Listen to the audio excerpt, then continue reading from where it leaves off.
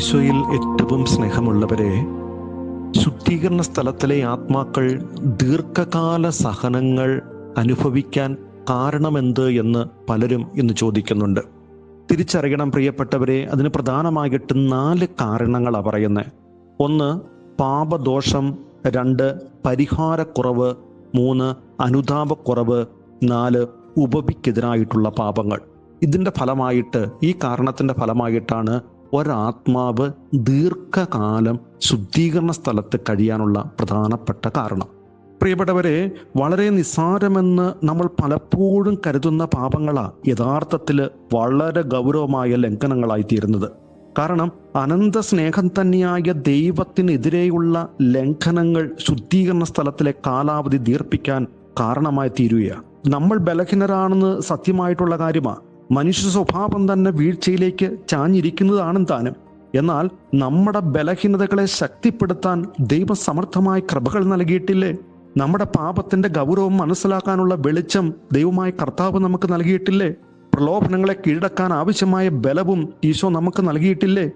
എന്നിട്ടും നമ്മൾ ഈ ബലഹീനതയിൽ തുടരുന്നുവെങ്കിൽ കുറ്റം പ്രിയപ്പെട്ടവരെ നമ്മുടെ തന്നെയാണ്. കാരണം ദൈവം നൽകുന്ന ശക്തിയും വെളിച്ചവും ബലവും നമ്മൾ ഉപയോഗിക്കാതെ നമ്മൾ ബലഹീനരാണ് എന്ന് പറഞ്ഞ് ആ ബലഹീനതയിൽ വീണ്ടും പാപങ്ങൾ ആവർത്തിച്ച് ചെയ്യുന്നതിൻ്റെ ഫലമായിട്ട് അനേക നാളുകൾ ശുദ്ധീകരണ സ്ഥലത്ത് കഴിയേണ്ടി വരുമെന്ന വിശുദ്ധാത്മാക്കള് പറഞ്ഞു വെക്കുക.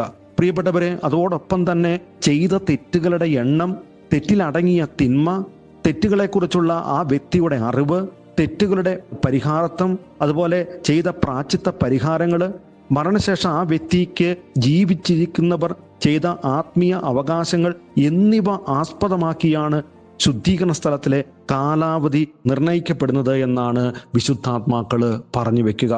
പ്രിയപ്പെട്ടവരെ, അതുപോലെ തന്നെ മാരക പാപം ചെയ്യുന്ന വ്യക്തി കുമ്പസാരം വഴി മോചിക്കപ്പെട്ട ശേഷവും ഏറ്റു പറഞ്ഞതോ പറയാത്തതോ ആയ നിരവധി ലഘുപാപങ്ങൾ ചെയ്ത ശേഷം ഒരാത്മാവ് അല്പം പരിഹാരം ചെയ്യുകയോ പരിഹാരം ഒട്ടും ചെയ്യാതിരിക്കുകയോ ആണെങ്കിൽ ശുദ്ധീകരണ സ്ഥലത്തിൽ ദീർഘകാലം കഴിയുന്നതിൽ അതിശയിക്കാനായിട്ട് ഒന്നുമില്ല എന്ന് വീണ്ടും വിശുദ്ധര് പറഞ്ഞു വെക്കുക. കാരണം പ്രിയപ്പെട്ടവരെ, നമ്മളിത് മനസ്സിലാക്കിക്കേ, പാപമോചനം വഴി പാപത്തിൻ്റെ കുറ്റം ക്ഷമിക്കപ്പെട്ടെങ്കിലും പാപഫലമായി ഉണ്ടാകുന്ന വേദന പരിഹാരത്തിലൂടെ മാത്രമേ നീക്കം ചെയ്യപ്പെടുകയുള്ളൂ. ഒരു ഉദാഹരണം പറയുവാണെങ്കിൽ, ഒരു സ്ഥലത്ത് കുട്ടികൾ ക്രിക്കറ്റ് കളിക്കുകയാണെന്ന് ചിന്തിക്ക്. ബോൾ എറിഞ്ഞപ്പോൾ ബാറ്റ്സ്മാൻ ബോൾ അടിച്ചു. ആ ബോൾ പോയി അടുത്തുള്ള വീട്ടിലെ ജനലെ കൊണ്ടു, ജനലിന്റെ ഗ്ലാസ് പൊട്ടിപ്പോയി എന്ന് ചിന്തിക്ക്. ആ കുഞ്ഞ് ഓടിപ്പോയിട്ട് ആ വീട്ടുകാരോട് പോയിട്ട് ക്ഷമ ചോദിച്ചു. ആ വീട്ടുകാർ ക്ഷമ കൊടുത്ത് ആ കുട്ടിയെ പറഞ്ഞു വിട്ടെങ്കിലും വീടിന്റെ ജനൽ ഗ്ലാസ് പുനഃസ്ഥാപിക്കാനുള്ള ബാധ്യത ആ കുട്ടിക്കുണ്ട്, അല്ലെങ്കിൽ ആ കുട്ടിയുടെ വീട്ടുകാർക്കുണ്ട്.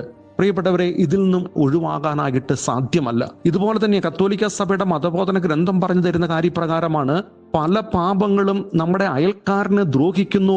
ആ ദ്രോഹം പരിഹരിക്കുന്നതിന് സാധ്യമായതെല്ലാം ചെയ്യണം. ഉദാഹരണമായിട്ട് മോഷ്ടിച്ചെടുത്ത വസ്തുക്കൾ തിരിച്ചു കൊടുക്കുക, അപകീർത്തി പറഞ്ഞു നടന്ന് നശിപ്പിച്ച സൽപ്പേര് പുനഃസ്ഥാപിക്കുക, ദ്രോഹങ്ങൾക്ക് നഷ്ടപരിഹാരം കൊടുക്കുക. ഇതൊക്കെ കേവല നീതി ആവശ്യപ്പെടുന്ന കാര്യങ്ങളാണ്. പക്ഷെ എന്താ ചെയ്യുന്നേ?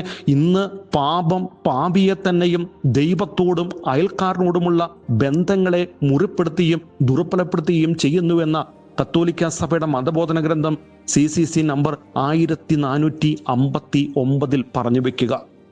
പ്രിയപ്പെട്ടവരെ, വിശുദ്ധരുടെ ജീവിതങ്ങളെടുത്ത് പരിശോധിച്ച് നോക്കുമ്പോൾ നമുക്ക് കാണാൻ കഴിയുന്ന ഒരു കാര്യമുണ്ട്. നിസ്സാരമായ കാര്യം തെറ്റായി ചെയ്തു പോയിട്ടുണ്ടെങ്കിൽ പോലും അവർ ഒത്തിരിയേറെ അതിനുവേണ്ടി ദുഃഖിച്ചിരുന്നു എന്നാ പറയുന്നത്. അതിനുവേണ്ടി അവർ പ്രായശ്ചിത്തം ചെയ്തിരുന്നു എന്നാ പറയുന്നത്. ചില വിശുദ്ധരുടെ ജീവിതം മുഴുവനും വലിയ പ്രായശ്ചിത്തവും ഉപവാസവും അനുതാപവുമായി കഴിയാൻ കാരണം തന്നെ അവർ ചെയ്ത തെറ്റുകൾക്ക് പരിഹാരം ചെയ്യില്ല എന്നാ പറയണേ.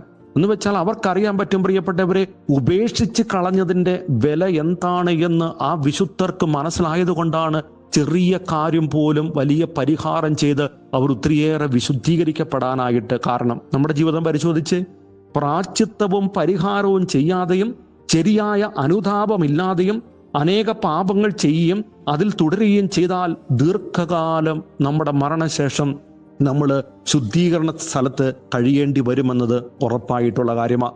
ദേവദാസനായ ബീഡിന്റെ അഭിപ്രായത്തില് അദ്ദേഹം ഇപ്രകാരമാണ് പറയുന്നത്: ജീവിതത്തിന്റെ വലിയൊരു ഭാഗം മാരക പാപത്തിൽ കഴിഞ്ഞ് മരണക്കിടക്കയിൽ വെച്ച് പാപങ്ങൾ ഏറ്റുപറയുന്നവർ ചിലപ്പോൾ അന്ത്യവിധി വരെ ശുദ്ധീകരണ സ്ഥലത്തിൽ കഴിയേണ്ടി വരുമെന്നാണ് അദ്ദേഹം പറഞ്ഞു വയ്ക്കുക.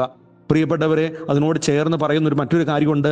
അയൽക്കാരനോട് കഠിനമായി പെരുമാറിയിട്ടുള്ളവർക്ക് ശുദ്ധീകരണ സ്ഥലത്ത് നിന്ന് മോചനം ലഭിക്കുന്നത് പെട്ടെന്ന് എളുപ്പമായിട്ടുള്ള കാര്യമല്ല എന്ന സത്യം കൂടി. അതുപോലെ പ്രിയപ്പെട്ടവരെ, മനസ്സിലാക്കേണ്ട മറ്റൊരു കാര്യമാണ് ഉപവിക്കെതിരായ പാപങ്ങൾ, സഹോദര സ്നേഹത്തിനെതിരായ പാപങ്ങൾ, ഹൃദയ കാഠിന്യം, വെറുപ്പ്, പരദൂഷണം, ദുരാരോപണം ആദിയായ പാപങ്ങളെല്ലാം ശുദ്ധീകരണ സ്ഥലത്ത് അനേക നാളുകള്, അനേക കാലങ്ങള് ഒരാത്മാവിനെ ഇടാൻ സാധ്യതയുണ്ടെന്ന് പറയുക. പ്രിയപ്പെട്ടവരെ, നമുക്ക് അറിയാൻ പറ്റും, ഉപവിക്കെതിരായ സകല പാപങ്ങളും ശുദ്ധീകരണ സ്ഥലത്തിന് നമ്മെ അർഹരാക്കുന്നുവെന്ന വിശുദ്ധര് വീണ്ടും ചേർത്ത് പറയുക.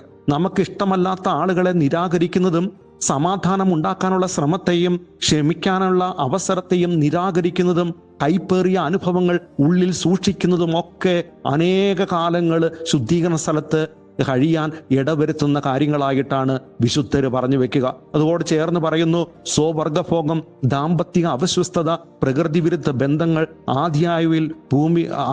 ആദിയായവയിൽ ഭൂമിയിൽ ജീവിച്ചിരുന്നപ്പോൾ ഇടപെട്ടിട്ടുള്ളവർ ശുദ്ധീകരണ സ്ഥലത്ത് അനേക വർഷങ്ങൾ സഹിക്കേണ്ടി വരുമെന്ന് വീണ്ടും വിശുദ്ധർ പറഞ്ഞു വെക്കുക. പ്രിയപ്പെട്ടവരെ, നമുക്ക് ഇന്ന് തിരിച്ചറിയണം, നമ്മുടെ ജീവിതത്തിൽ അനുതാപക്കുറവ്, പരിഹാരക്കുറവ്, പാപദോഷം, ഉപവിക്കെതിരായിട്ടുള്ള പാപങ്ങൾ ഇതൊക്കെ കിടപ്പുണ്ടെങ്കിൽ നമുക്ക് ക്ഷമിക്കാം, മാപ്പ് ചോദിക്കാം, പരിഹാരം ചെയ്യാം. നമ്മുടെ കുടുംബത്തെയും തലമുറകളായിട്ട് ഇപ്രകാരം ഒരവസ്ഥയിൽ മരിച്ചുപോയവര് ഇന്ന് അനേക വർഷങ്ങളായിട്ട് ശുദ്ധീകരണ സ്ഥലത്ത് കഴിയുന്നുണ്ടെങ്കിൽ അവരെ നമുക്ക് രക്ഷിക്കേണ്ട കടമയുണ്ട്.